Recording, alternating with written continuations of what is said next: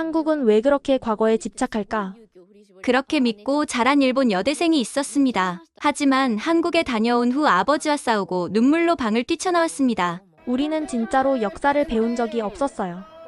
이 한마디가 교수들과 언론, 심지어 일본 교육부까지 흔들고 있습니다. 도대체 한국에서 무슨 일이 있었던 걸까요? 여기서 잠깐 구독과 좋아요를 눌러주시면 영상 제작에 큰 도움이 됩니다. 지금 바로 시작하겠습니다. 안녕하세요. 저는 코바야시 유미카라고 합니다. 도쿄 국립대학교 국제관계학부에 입학한 신입생으로 이제 막 대학 생활을 시작한 지 2달이 되었습니다. 제 인생을 완전히 바꿔놓은 한국 여행에 대해 이야기해드리려고 합니다. 어린 시절부터 저희 부모님은 한국에 대해 비판적인 시각을 가지고 계셨습니다. 식사 자리에서는 어김없이 한국이 과거에 집착하는 나라라는 이야기가 오갔고 한국 사람들이 일본을 이해하려 하지 않는다는 말씀을 자주 하셨습니다. 외교관이었던 제 조부께서는 한국 관련 업무로 늘 고충을 겪으셨다고 해요.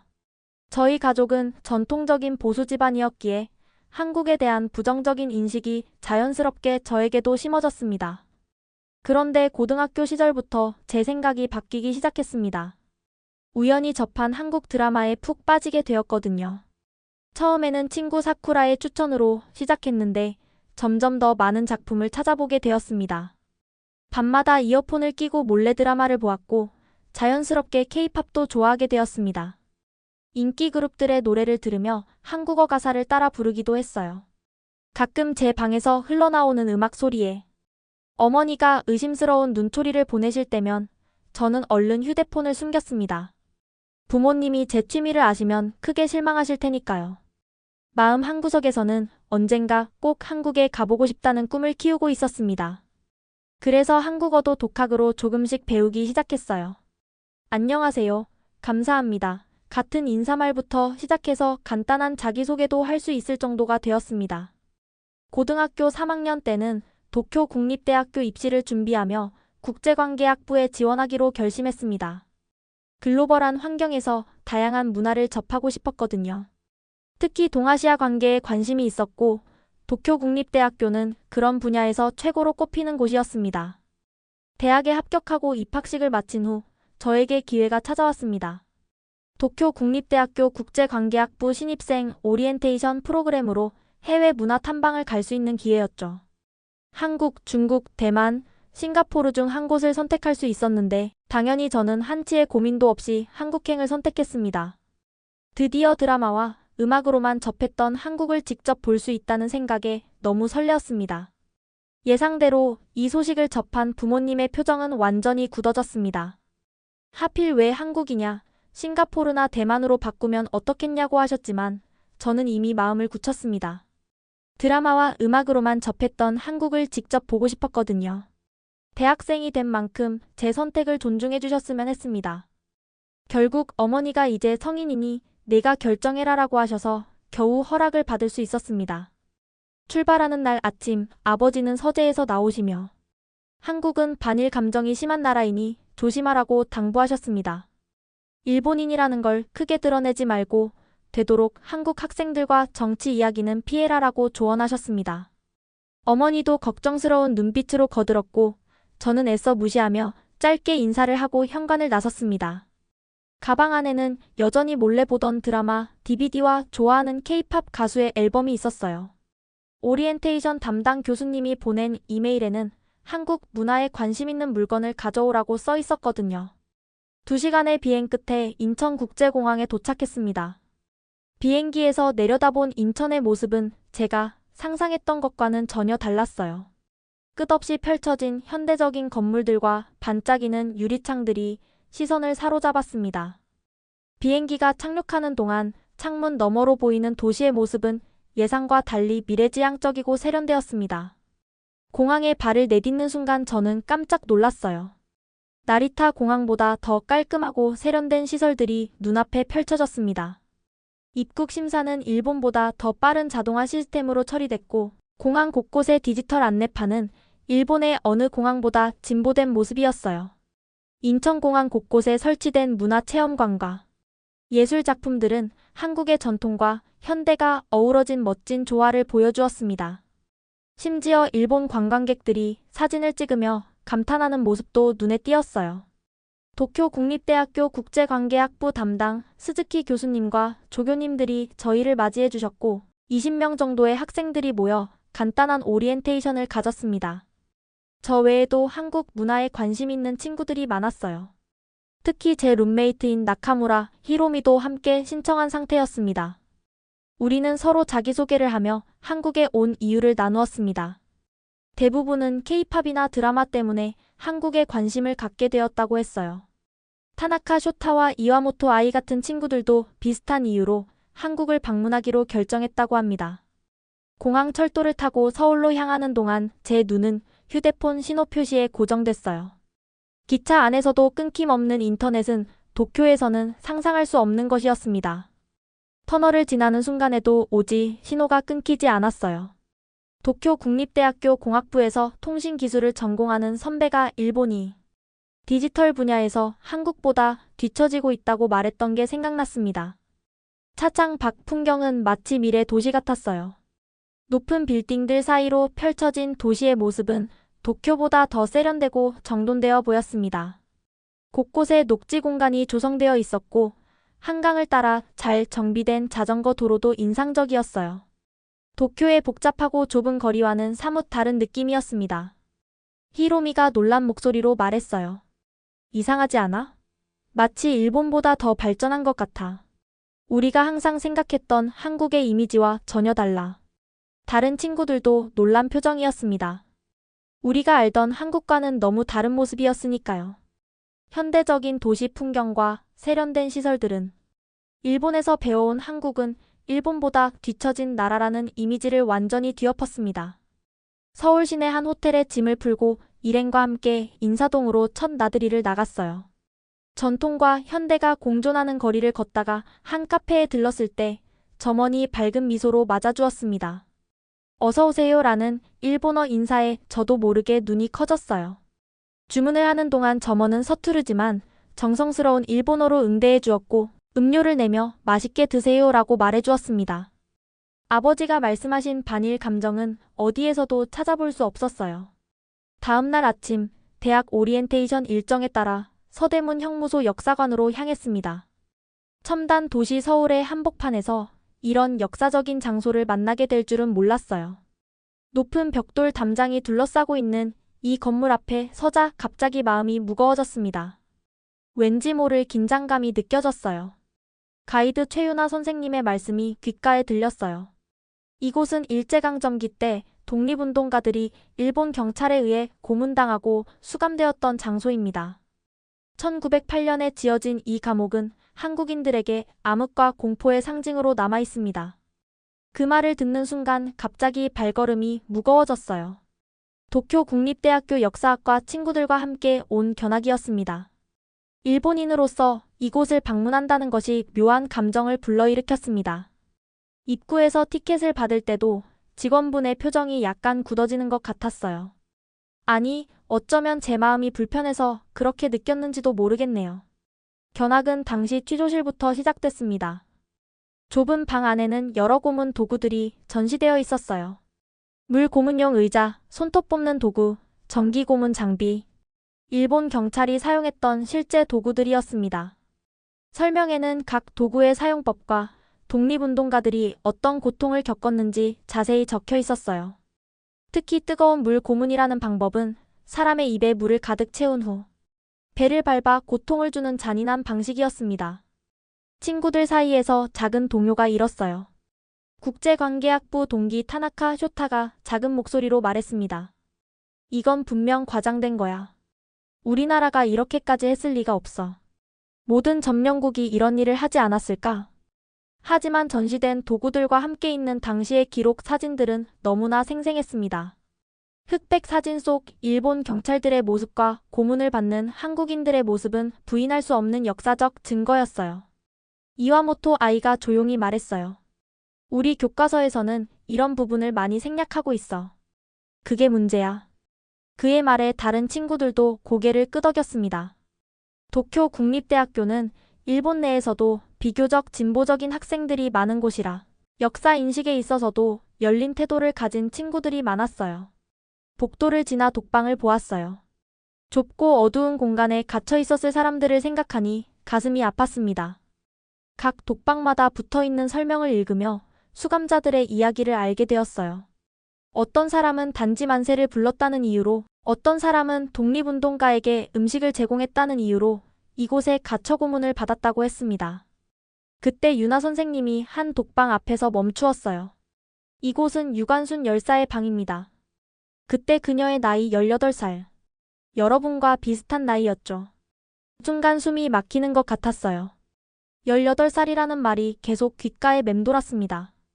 저와 같은 나이의 소녀가 이 차가운 감옥에 갇혀 고문을 받았다니. 대학 진학을 준비하던 제 모습과 겹치며 더욱 마음이 아팠어요. 조국의 독립을 위해 자신의 젊음과 생명을 바친 그녀의 용기가 놀라웠습니다. 우리 일본 교과서에는 이런 내용이 없었는데.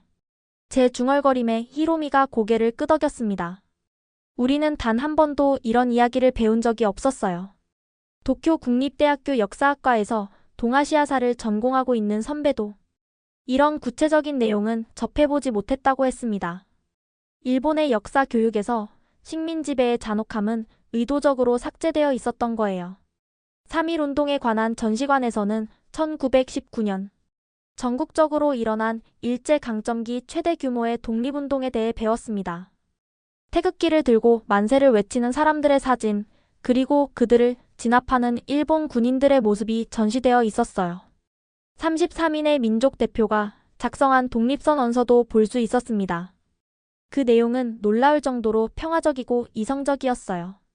폭력이나 증오를 조장하지 않고 독립의 정당성을 논리적으로 주장하는 내용이었죠. 서대문 형무소를 나와 벤치에 앉아 있는데 아까부터 우리를 안내하던 유나 선생님이 다가와 물으셨어요. 이런 일들이 정말 광범위하게 일어났나요? 아니면 일부 극단적인 사례였나요? 그때였습니다. 유나 선생님은 잠시 침묵하시더니 본인이 이곳에 수감되었던 독립운동가의 후손이라고 말씀하셨어요. 순간 가슴이 덜컥 내려앉는 것 같았습니다. 지금까지는 그저 전시관의 이야기라고만 생각했는데 눈앞의 분과 직접 연결된 이야기라니.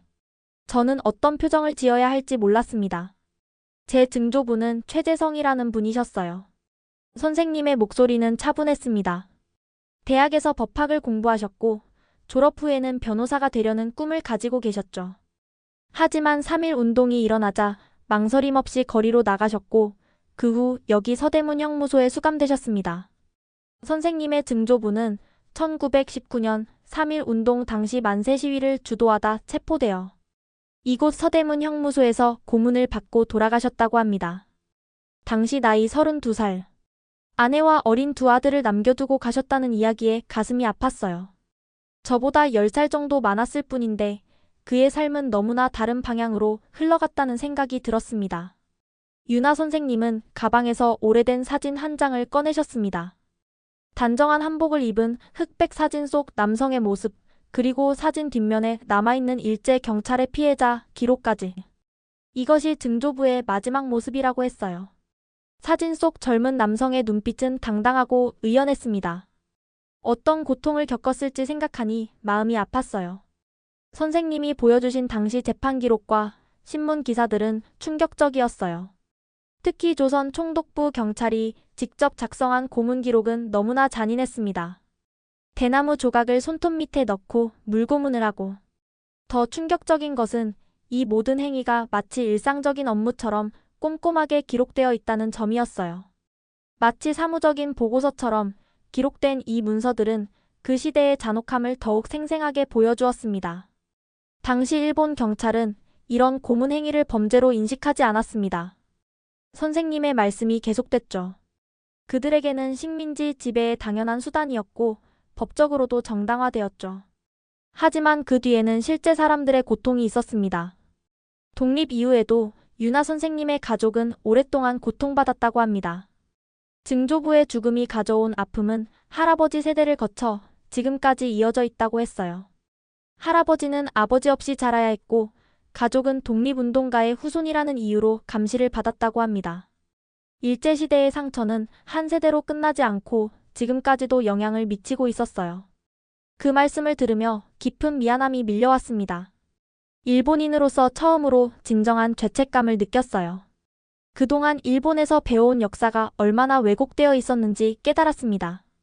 우리는 늘 일본이 피해자라고 배웠는데 실제로는 우리가 이렇게 큰 상처를 준 가해자였던 거죠.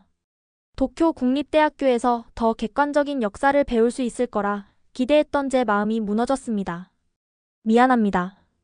저도 모르게 속삭이듯 말했어요. 유나 선생님은 따뜻한 미소를 지으며 코바야시 씨가 사과할 필요는 없어요. 중요한 건 역사를 있는 그대로 인정하고 배우는 것이니까요 라고 말씀해 주셨습니다. 그 말이 위로가 되면서도 더 큰 책임감을 느끼게 했어요. 서대문 형무소의 충격이 채 가시지 않은 상태로 우리는 다음 장소로 이동했습니다. 버스가 도착한 곳은 조용한 거리였어요.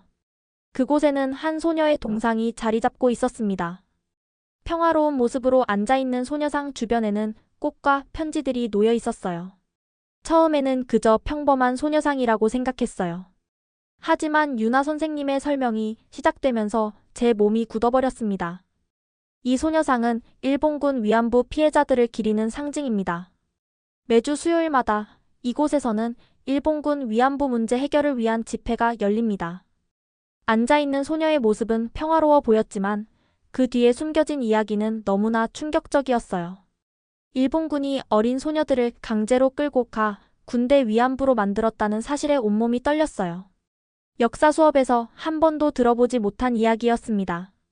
교과서에는 단 한 줄도 없었던 내용이었어요. 유나 선생님은 이 소녀상이 실제 피해자들의 평균 나이를 반영했다고 설명하셨습니다. 대부분 16에서 17살. 저보다도 어린 나이였다고 하셨어요. 소녀상의 짧은 머리, 주먹 쥔 손, 맨발의 의미까지. 모든 디테일이 피해자들의 아픔을 담고 있었습니다.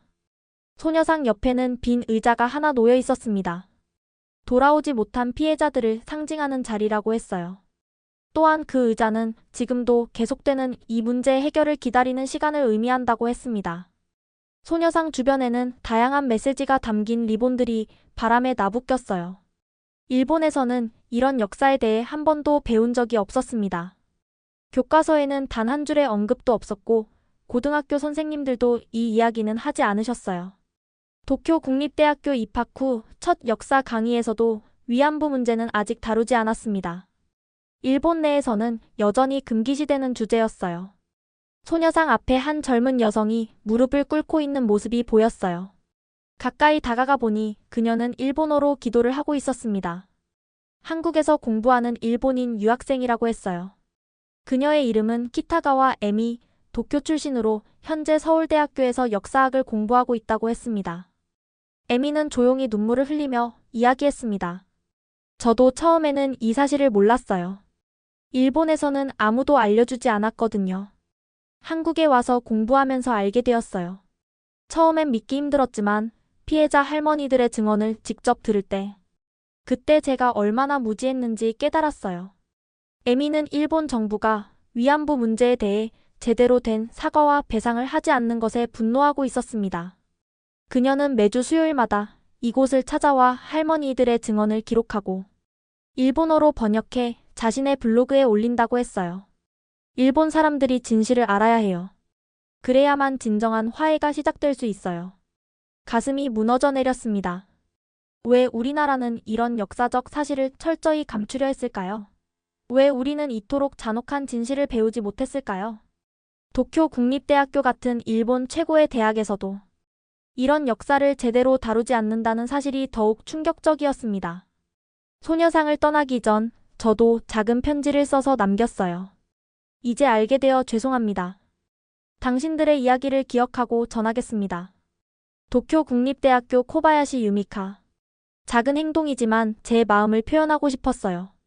일본으로 돌아가면 이 이야기를 친구들과 나누고 싶다는 생각이 들었습니다.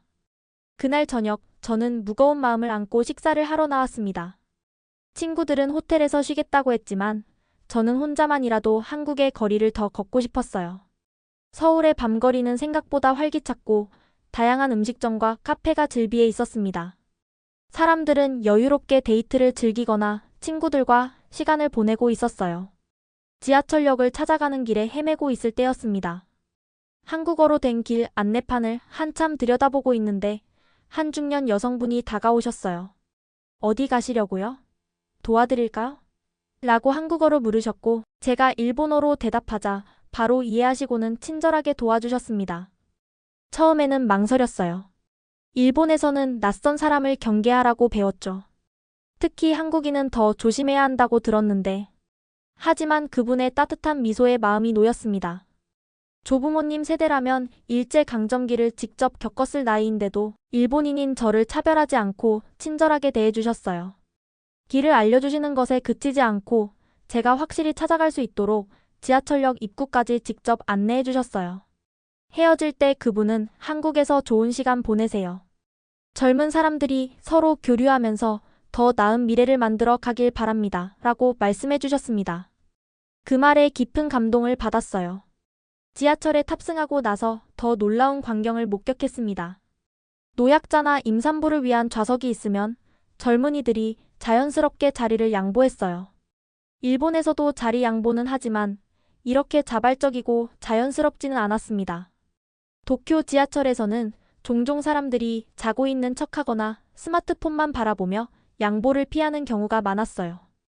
특히 인상 깊었던 것은 한 할머니께서 지하철에 타실 때였어요. 젊은 학생이 즉시 자리에서 일어나 할머니를 부축해드리며 자리를 내어드렸습니다. 주변 사람들도 할머니가 편히 앉으실 수 있도록 가방을 들어올리고 자리를 만들어드렸어요. 그런 작은 배려가 모여 따뜻한 사회를 만든다는 생각이 들었습니다. 이런 모습을 보며 생각했습니다. 일본에서는 늘 한국은 불친절하다는 말을 들어왔는데 제가 경험한 한국은 전혀 달랐어요. 오히려 더 따뜻하고 인간적인 모습을 보여주었습니다. 그리고 역사적 아픔에도 불구하고 일본인인 저를 차별 없이 대해주는 모습에 감동받았어요. 호텔로 돌아오는 길에 우연히 대학생들이 모인 카페에 들어갔습니다. 한국의 대학생들은 어떤 생각을 가지고 있는지 궁금했거든요. 옆 테이블에서는 3명의 학생이 열심히 토론하고 있었는데 놀랍게도 주제가 한일 관계의 미래였어요. 저는 조용히 그들의 대화를 들었습니다. 한 학생이 말했어요. 일본과의 역사 문제는 중요해. 하지만 미래 세대인 우리는 서로 이해하고 협력해야 한다고 생각해. 다른 학생은 그래도 일본 정부가 제대로 된 사과를 하지 않는 한 완전한 화해는 어려울 거야 라고 반박했습니다. 세 번째 학생은 양국 청년들이 더 자주 교류하고 대화할 필요가 있어. 서로의 문화를 이해하는 것부터 시작해야 해라고 말했어요. 그들의 대화는 감정적이지 않고 이성적이었습니다. 역사적 아픔을 인정하면서도 미래를 향한 지혜로운 시각을 가지고 있었어요. 잠시 망설이다가 용기를 내어 그들에게 다가갔습니다. 안녕하세요. 저는 일본에서 온 유학생인데요. 여러분의 대화를 우연히 듣게 됐어요. 처음에는 놀란 표정이었지만 곧 환영해 주었습니다.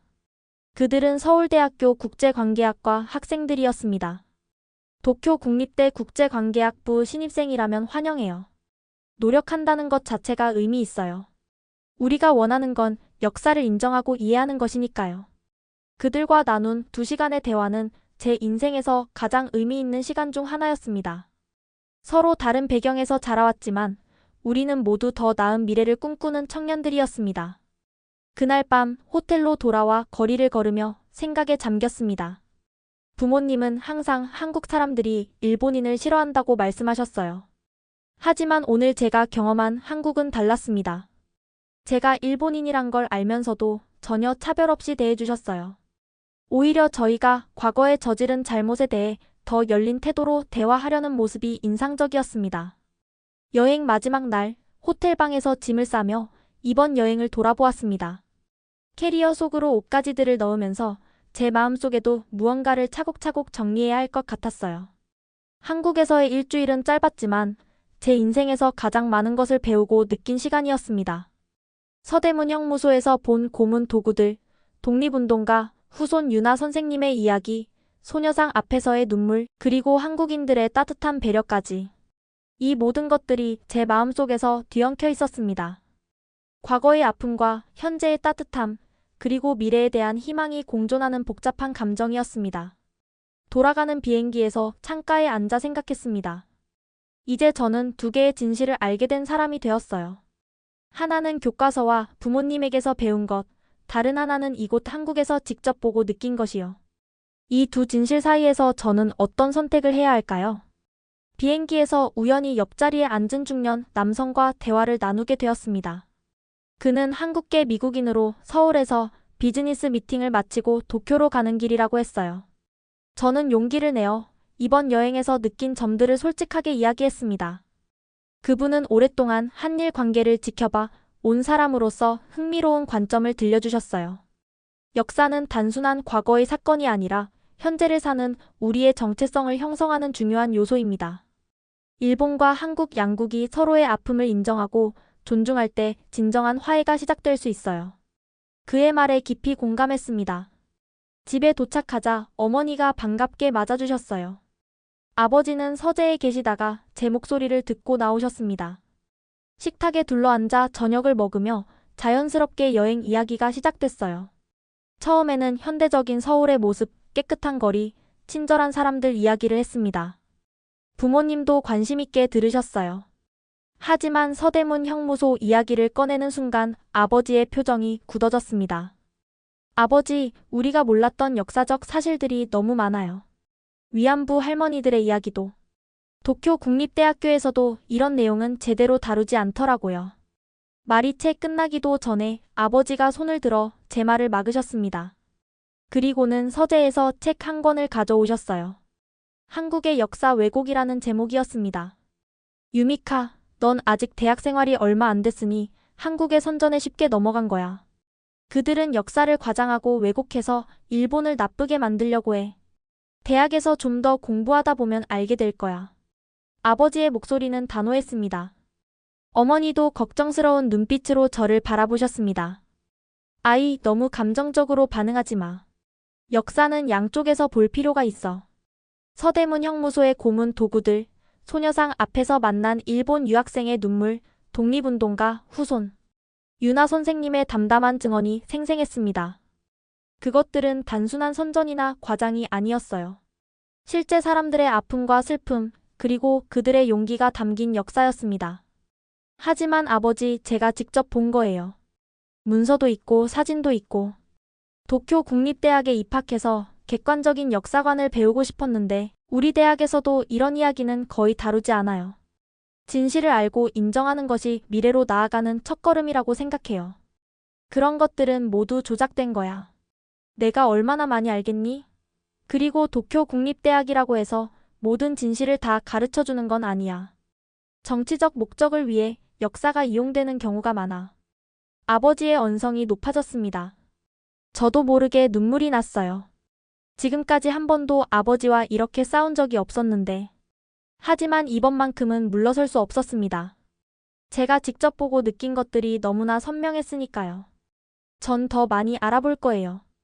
도쿄 국립대학 도서관에서 관련 자료를 찾아보고 역사학과 교수님들께도 물어볼 거예요. 그리고 한국어 강좌도 듣고 싶어요. 직접 한국인들과 대화하면서 그들의 이야기를 들어보고 싶어요. 저는 일어나 방으로 향했습니다. 뒤에서 아버지의 한숨 소리와 어머니의 걱정스러운 목소리가 들렸지만 이미 제 마음은 굳건했어요. 이것은 단순한 반항이 아니라 진실을 찾아가는 여정의 시작이었습니다. 방으로 돌아와 침대에 누웠지만 잠을 이룰 수가 없었어요. 벽에 걸린 도쿄 국립대학교 입학식 사진을 바라보며 생각했습니다. 이제 저는 더 이상 부모님 말씀만 들으며 살 수 없을 것 같았어요. 대학생이 된 만큼 스스로 생각하고 판단해야 할 때였습니다. 책상에 앉아 일기를 쓰면서 결심했습니다. 비록 지금은 부모님과 갈등이 있더라도 제가 본 진실을 외면하지는 않겠다고, 오히려 더 많이 공부하고 더 깊이 알아봐야겠다고 다짐했습니다. 도쿄 국립대학교의 도서관은 광범위한 자료를 보유하고 있으니 이제부터 제대로 찾아보기로 했어요. 인터넷으로 일본군 위안부에 관한 자료를 검색해 보았습니다. 정말 많은 증언과 연구 자료가 있었어요. 피해자 할머니들의 증언 영상도 찾을 수 있었는데 그분들의 슬픔과 용기에 깊은 감동을 받았습니다. 특히 일본 사회 내에서도 이 문제를 알리기 위해 노력하는 단체들이 있다는 사실에 희망을 느꼈어요. 도쿄 국립대학교에 돌아가면 역사 동아리에 가입해 볼 생각이에요. 또한 한일 교류 프로그램이 있는지도 알아보려고 합니다. 언젠가는 한국의 교환학생으로 가서 더 깊이 그들의 문화와 역사를 배우고 싶다는 꿈도 생겼어요. 창밖으로 보이는 도쿄의 밤하늘을 바라보며 생각했어요. 서울에서 보았던 하늘과 다르지 않았습니다. 우리는 왜 이토록 다른 역사를 배우고 있는 걸까요? 같은 하늘 아래 살면서도 서로를 이해하지 못하는 이유가 무엇일까요? 문득 서대문 형무소에서 만난 유나 선생님의 말씀이 떠올랐습니다. 과거를 직시하는 것이 미래로 가는 첫걸음입니다. 라고 하셨죠. 그리고 소녀상 앞에서 만난 일본 학생 에미처럼 진실을 알고 행동하는 일본인들이 더 많아져야 한다는 생각이 들었어요. 책상에 앉아 작은 결심을 적어 내려갔습니다.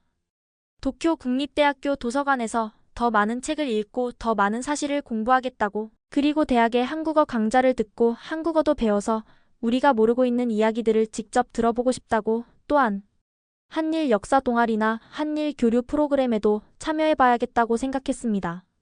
스마트폰으로 도쿄 국립대학교 한국어 강좌를 검색해보니 다양한 수준의 강좌가 개설되어 있었어요. 초급 과정은 다음 주부터 시작한다고 했습니다. 바로 신청서를 작성했어요. 그리고 도서관에서 제출할 책 목록도 작성했습니다. 한일 관계사, 위안부 문제의 진실, 동아시아 근현대사. 이제 시작입니다. 이제 저는 새로운 꿈이 생겼습니다. 일본과 한국 두 나라를 잇는 다리가 되고 싶어요. 비록 지금은 부모님이 이해하지 못하시더라도 언젠가는 제 선택을 인정해 주실 거라 믿습니다. 도쿄 국립대학교에서의 4년간 저는 진정한 역사의 진실을 찾아 더 많은 일본 청년들에게 알리고 싶습니다. 창밖에 떠 있는 달을 보며 생각했어요. 지금 서울에서도 누군가가 이 달을 보고 있겠죠. 우리가 보는 하늘이 같듯이 언젠가는 우리가 보는 역사도 같아질 수 있지 않을까요? 이번 한국 방문은 제 인생에서 가장 큰 전환점이 되었습니다. 아픈 역사 속에서도 따뜻한 마음을 잃지 않은 한국 사람들에게 깊은 감사를 느껴요. 그들은 제게 진정한 용기가 무엇인지, 올바른 역사인식이 왜 중요한지를 가르쳐 주었습니다. 저는 작은 노트북을 열어 일기의 마지막 문장을 적었습니다. 진실은 때로 고통스럽지만 그것을 외면하는 것보다 직면하는 것이 더 큰 용기를 필요로 한다. 나는 이제 그 용기를 갖고자 한다. 이것이 내가 도쿄 국립대학교 신입생으로서 첫 번째로 배운 가장 중요한 교훈이다. 이제 저는 이 소중한 깨달음을 안고 도쿄 국립대학교에서의 새로운 학업을 이어가려 합니다. 학교 축제에서 한일 관계를 다루는 부스를 열어보는 건 어떨까요? 그리고 졸업 논문은 한일 역사 화해에 대해 쓰고 싶어요. 앞으로의 학생 생활이 기대되면서도 두렵습니다. 하지만 이제 저는 알게 되었으니 다시는 눈을 감지 않을 거예요. 돌아온 지 일주일 후 저는 도쿄 국립대학교에서 첫 한국어 수업을 들었습니다. 강의실에는 저와 같은 이유로 한국어를 배우고 싶어하는 학생들이 몇 명 있었어요. 서로 소개를 나누며 한국어에 관심을 갖게 된 계기를 이야기했습니다. 놀랍게도 제 옆자리에 앉은 타나카 마이코라는 학생도 최근 한국을 방문했고 저와 비슷한 경험을 했다고 해요. 그녀 역시 일본 교과서에서 배우지 못한 역사적 진실에 충격을 받았고 더 많이 알고 싶어 한국어를 배우기로 결심했다고 합니다. 수업이 끝난 후 마이코와 함께 캠퍼스 카페에 앉아 이야기를 나눴어요. 그녀의 아버지는 역사 교사였는데 교과서에 없는 내용을 가르쳤다가 문제가 된 적이 있다고 해요. 그 이야기를 들으며 우리 교육 시스템의 문제점을 더 깊이 생각하게 되었습니다. 유미카, 우리가 변화를 만들 수 있을까? 마이코가 물었어요. 쉽지는 않겠지만 작은 것부터 시작하면 돼. 먼저 우리 자신이 제대로 알아야 하고 그 다음에는 주변 사람들과 나누는 거야. 대화를 통해 한 사람씩 변화시킬 수 있을 거야. 그날 저녁 마이코와 저는 도서관에서 한일 관계에 관한 책들을 찾아보았습니다. 일본 내에서 출판된 책들과 해외에서 번역된 책들 사이에 어떤 차이가 있는지 비교하며 공부했어요. 그리고 그날부터 우리는 매주 한 번씩 만나 함께 공부하기로 약속했습니다. 캠퍼스를 걸어 나오며 저는 희망을 느꼈어요. 저 혼자가 아니라는 사실, 같은 생각을 가진, 진실을 찾고자 하는 친구들이 있다는 사실이 큰 위로가 되었습니다. 작은 물결이 모여 큰 변화를 만들 수 있다고 믿습니다. 아직 첫걸음을 뗀 것뿐이지만 이 여정이 의미 있을 거라는 확신이 들었어요. 한 달 후 도쿄 국립대학교에서 뜻밖의 기회가 찾아왔습니다. 국제관계학부에서 한일 교류 세미나를 개최한다는 공지를 보게 되었어요. 한국의 서울대학교와 도쿄국립대학교 학생들이 함께 모여 양국의 관계에 대해 토론하는 자리였습니다. 망설임 없이 신청서를 제출했어요. 세미나 당일 강당에는 30명 정도의 학생들이 모였습니다. 일본 학생 20명, 한국 학생 10명 정도였어요. 오카모토 교수님과 서울대학교의 박정민 교수님이 공동으로 세미나를 이끄셨습니다. 오늘 우리는 과거를 직시하면서도 미래를 함께 만들어가는 방법에 대해 이야기해보려 합니다. 오카모토 교수님의 말씀으로 세미나가 시작되었어요. 각자 소개를 나누고 4개의 조로 나뉘어 토론을 시작했습니다. 저는 한국 학생 2명과 일본 학생 3명이 함께하는 조에 배정되었어요. 서울대학교에서 온 김태원과 이수진, 그리고 우리 학교의 마이코, 켄타, 저였습니다. 처음에는 어색한 분위기였지만 서로의 관심사와 전공에 대해 이야기하며 금세 친해졌어요. 태원 씨는 역사학을, 수진 씨는 국제정치학을 공부하고 있었습니다. 둘 다 일본어를 유창하게 구사했어요. 우리 조의 토론 주제는 역사 교육과 국제 이해였습니다. 태원 씨가 먼저 한국의 역사 교과서에 대해 설명해 주었어요. 일제강점기에 대한 내용이 상세하게 다뤄지지만 때로는 너무 감정적으로 접근한다는 자체 비판도 있다고 했습니다. 이어서 제가 일본의 역사 교과서 문제에 대해 이야기했어요. 한국 방문해서 체험한 내용과 학교로 돌아와 새롭게 배운 내용을 솔직하게 나눴습니다. 제 이야기가 끝나자 다른 일본 학생들도 놀란 표정이었어요. 나는 고등학교 때 그런 내용을 배운 기억이 전혀 없어. 켄타가 말했습니다. 나도 마찬가지야. 위안부 문제는 들어본 적은 있지만 자세히 배운 적은 없어. 마이코도 고개를 끄덕였어요. 수진 씨가 말했습니다. 이런 대화 자체가 중요한 것 같아요. 서로 무엇을 배웠고 무엇을 배우지 못했는지 알아가는 과정이 필요하니까요. 토론이 계속되면서 우리는 양국의 역사 교육 개선 방안, 청년 교류 프로그램 확대, 공동 역사 연구 등 다양한 제안을 모았습니다. 처음에는 어려운 주제였지만 서로의 의견을 존중하면서 대화를 나누니 생각보다 많은 공통점을 발견할 수 있었어요. 세미나가 끝난 후 우리는 연락처를 교환하고 온라인으로 대화를 계속하기로 했습니다. 태원 씨와 수진 씨는 다음 달에 다시 도쿄를 방문할 예정이라고 했어요. 그때 다시 만나 함께 식사하기로 약속했습니다. 캠퍼스를 나오면서 가슴이 따뜻해지는 것을 느꼈어요. 역사의 아픔을 딛고 함께 미래를 향해 나아갈 수 있다는 희망이 생겼습니다. 어쩌면 우리 세대가 양국 관계의 새로운 장을 열 수 있을지도 모르겠다는 생각이 들었어요. 그날 저녁 도서관에서 나오는 길에 오카모토 교수님을 우연히 만났습니다. 세미나 토론에 적극적으로 참여해줘서 고맙다고 말씀해 주셨어요. 코바야시 씨 한국에 관심이 많은 것 같던데 특별한 이유가 있나요? 저는 한국 방문 경험과 그동안의 고민들을 솔직하게 말씀드렸습니다. 오카모토 교수님은 진지하게 듣고 계셨어요. 역사는 단순한 사실의 나열이 아니라 해석의 문제이기도 합니다. 같은 사건도 어떤 관점에서 보느냐에 따라 달라 보이죠. 하지만 그렇다고 해서 역사적 사실 자체를 부정하거나 감추는 것은 올바른 태도가 아닙니다. 교수님의 말씀이 제 마음에 깊이 와닿았어요. 우리 학부에 동아시아 평화와 역사 연구 모임이 있어요. 매주 목요일 저녁에 모이는데 관심 있으면 한번 참석해보는 건 어떨까요? 감사한 마음으로 초대를 수락했습니다. 교수님처럼 역사를 객관적으로 바라보는 분을 만날 수 있어서 다행이라는 생각이 들었어요. 주말에 집에 갔을 때 저는 용기를 내어 아버지에게 다시 이야기를 꺼냈습니다. 세미나에서 들은 내용, 한국 학생들과 나눈 대화, 그리고 오카모토 교수님의 말씀을 전했어요. 처음에는 아버지의 표정이 굳어졌지만 이번에는 끝까지 제 말을 들어주셨습니다. 어머니도 조용히 옆에서 경청하셨어요. 유미카, 내 열정은 이해. 하지만 역사는 생각보다 복잡해. 내가 반대하는 건 내가 한국에 관심을 가지는 것이 아니라 한쪽 시각만 받아들이는 것이야. 아버지의 어조는 이전보다 부드러워졌어요. 아버지, 저도 그래서 더 많이 배우고 싶은 거예요. 양쪽의 시각을 모두 이해하고 객관적으로 판단하고 싶어요. 하지만 우리가 지금까지 배운 역사에도 한쪽 관점만 있었다는 건 인정해야 하지 않을까요? 침묵이 흘렀습니다. 아버지는 깊은 생각에 잠기신 것 같았어요. 그때 할머니가 거실로 들어오셨습니다. 켄지, 내 딸이 하는 말을 좀 들어보렴. 세상은 우리 세대의 생각보다 더 넓단다.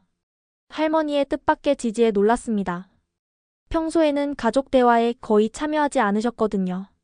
사실 내가 젊었을 때 한국인 친구가 있었단다.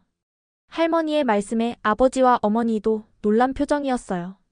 1958년쯤 내가 20살 때였지. 대학에서 만난 유학생이었어. 그 친구는 일본에서 태어났지만 부모님은 한국 출신이었어. 우리는 좋은 친구였지. 하지만 그때는 그런 우정이 쉽지 않았단다.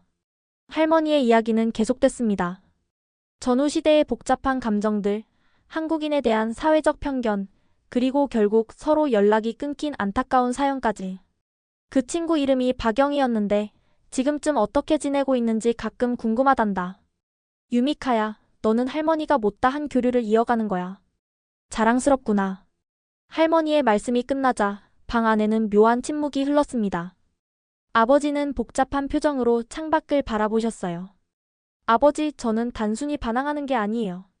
진실을 알고 양국의 미래를 위해 작은 역할이라도 하고 싶은 거예요. 아버지가 깊은 한숨을 내쉬셨습니다. 좋아, 유미카. 내 길을 가렴. 하지만 항상 균형 잡힌 시각을 잃지 않도록 해. 그날 저녁 아버지의 완전한 지지를 얻지는 못했지만 적어도 제 선택을 존중해 주시겠다는 약속을 받았습니다. 작은 진전이지만 큰 의미가 있는 변화였어요. 다음 날 도쿄로 돌아가는 기차 안에서 저는 지난 주말의 대화를 곱씹었습니다. 할머니의 이야기는 저에게 큰 울림을 주었어요. 세대를 뛰어넘어 비슷한 고민을 했던 분이 가족 안에 있었다는 사실이 신기했습니다. 할머니도 젊었을 때 국경을 넘은 우정을 경험했지만 당시 사회 분위기 때문에 지속하기 어려웠던 거예요. 저는 할머니의 미완성된 이야기를 이어가는 것 같아 더욱 의미가 있었습니다. 도쿄 국립대학교에 돌아온 후 저는 오카모토 교수님이 알려주신 연구 모임에 참석했어요. 동아시아 평화와 역사 모임에는 열댓 명의 학생들이 있었습니다. 일본인 학생뿐만 아니라 중국, 한국, 대만에서 온 유학생들도 있었어요. 첫 모임에서는 각자 자기소개와 함께 이 모임에 참여하게 된 계기를 나누었습니다. 다양한 배경과 관심사를 가진 사람들이 모여 있었지만 모두 동아시아의 평화로운 미래를 위해 역사를 올바르게 이해하고 싶다는 공통된 마음을 가지고 있었어요. 한국에서 온 박지원 씨는 일본 문학을 전공하는 대학원생이었습니다. 그는 무라카미 하루키와 같은 일본 작가들의 작품을 통해 일본 사회와 문화를 이해하게 되었다고 했어요. 중국에서 온 리밍 씨는 환경공학을 전공하지만 동아시아 국가들의 협력 없이는 환경 문제를 해결할 수 없다는 생각에 이 모임에 참석했다고 합니다. 그날의 토론 주제는 기억의 정치학이었어요. 역사적 사건들이 각국에서 어떻게 다르게 기억되고 해석되는지, 그리고 그것이 현재의 국제관계에 어떤 영향을 미치는지에 대해 이야기했습니다. 학생들은 자국의 교과서와 대중매체에서 역사를 어떻게 다루는지 솔직하게 공유했어요. 토론이 끝난 후 저는 지원 씨와 함께 도서관으로 향했습니다. 그는 제가 한국어를 배우고 있다는 말에 기뻐하며 도움을 주겠다고 했어요. 우리는 일주일에 한 번씩 만나 언어 교환을 하기로 했습니다. 제가 그에게 일본어를, 그가 저에게 한국어를 가르쳐주는 방식이었어요. 도서관 한 구석에 자리 잡고 지원 씨는 기본적인 한국어 표현부터 가르쳐 주었습니다. 한글의 구조와 발음 규칙이 놀랍도록 체계적이고 과학적이라는 것을 새삼 깨달았어요. 저는 열심히 받아 적으며 연습했습니다. 영화와 드라마에서만 듣던 표현들이 하나둘 의미를 갖기 시작했어요. 이렇게 도쿄 국립대학교에서의 생활은 새로운 방향으로 흘러갔습니다. 오전에는 전공 수업을 듣고 오후에는 한국어 공부와 동아시아 역사에 관한 책을 읽었어요. 일주일에 2번은 한국어 수업을, 목요일 저녁에는 연구 모임에 참석했습니다. 분주한 일정이었지만 매일매일이 새로운 발견으로 가득했어요. 한 달이 지나자 저는 비슷한 관심사를 가진 친구들과 작은 스터디 그룹을 만들었습니다. 마이코 타카하시료, 스즈키 에리, 그리고 저까지 총 4이었어요. 우리는 일주일에 한 번 도서관의 스터디룸에 모여 한일 관계에 관한 책을 함께 읽고 토론했습니다. 처음에는 단순히 역사를 공부하는 모임이었지만 점차 활동 범위를 넓혀갔어요.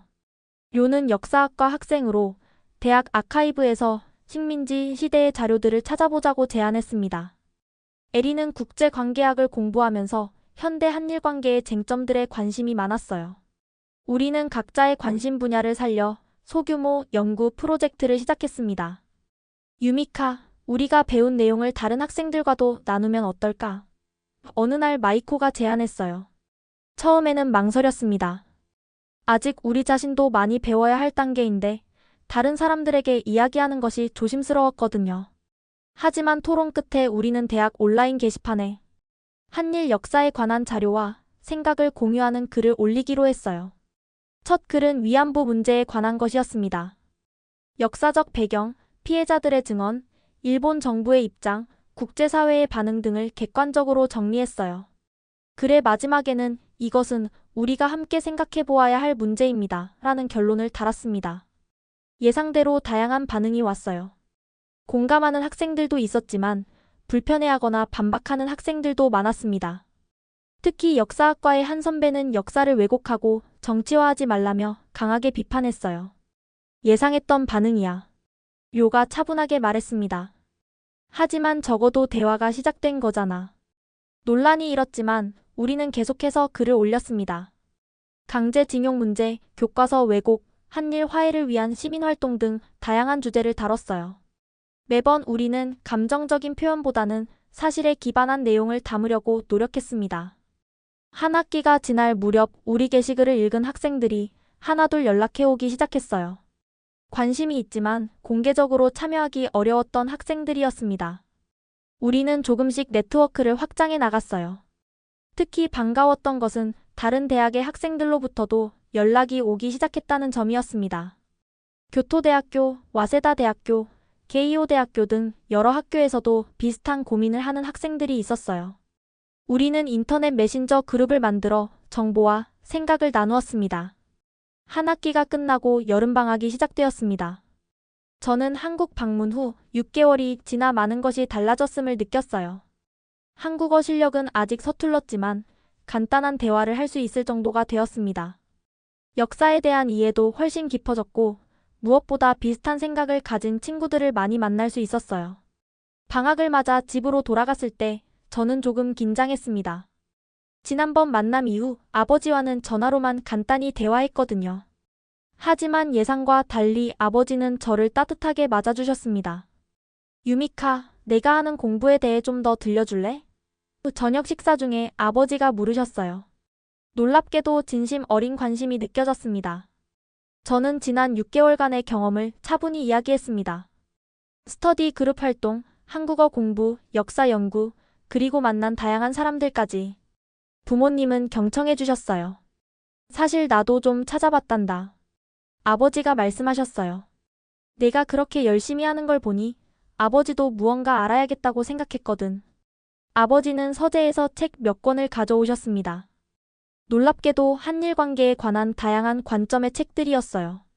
심지어 한국 작가가 쓴 책의 일본어 번역본도 있었습니다. 아직 내 생각이 완전히 바뀐 건 아니야. 하지만 적어도 다른 시각도 보려고 노력하고 있어.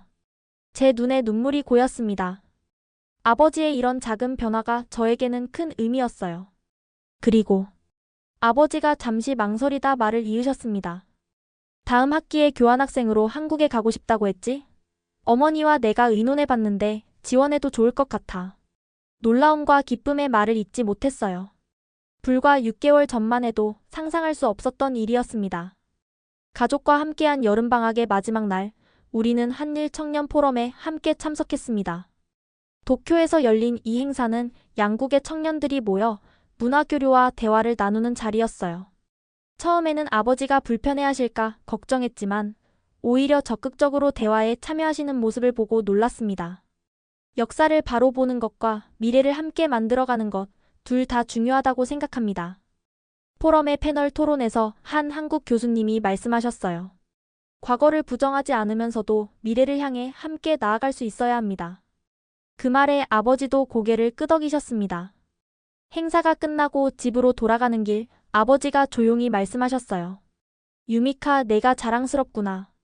처음에는 이해하지 못했지만 내가 중요한 일을 하고 있다는 걸 이제 알겠다. 저는 그저 아버지의 손을 꼭 잡았습니다. 말로 표현할 수 없는 감사함이 가득했어요. 새 학기가 시작되고 저는 더 큰 꿈을 품게 되었습니다. 개인적인 공부를 넘어 양국의 화해와 이해를 위해 더 적극적으로 활동하고 싶어졌어요. 아직 길은 멀고 어려움도 많겠지만 이제 저는 혼자가 아니라는 것을 알게 되었습니다. 함께 걷는 친구들, 그리고 저를 지지해주는 가족이 있으니까요. 이것은 끝이 아닌 시작입니다. 진실을 마주하는 용기, 그리고 미래를 함께 만들어가는 희망을 가슴에 안고 저는 새로운 여정을 계속해 나갈 것입니다. 여러분 어떠셨나요? 지금까지 코바야시 유미카 씨의 사연이었습니다. 일본 교과서가 외면한 역사와 마주한 그녀의 이야기, 이해는 갈등보다 강합니다. 과거의 고통을 넘어 미래를 향한 다리가 되고 싶다는 유미카의 바람, 그녀의 진심이 여러분께도 전해졌을까요? 지금까지 코리아 원더풀이었습니다. 긴 얘기 들어주셔서 감사합니다.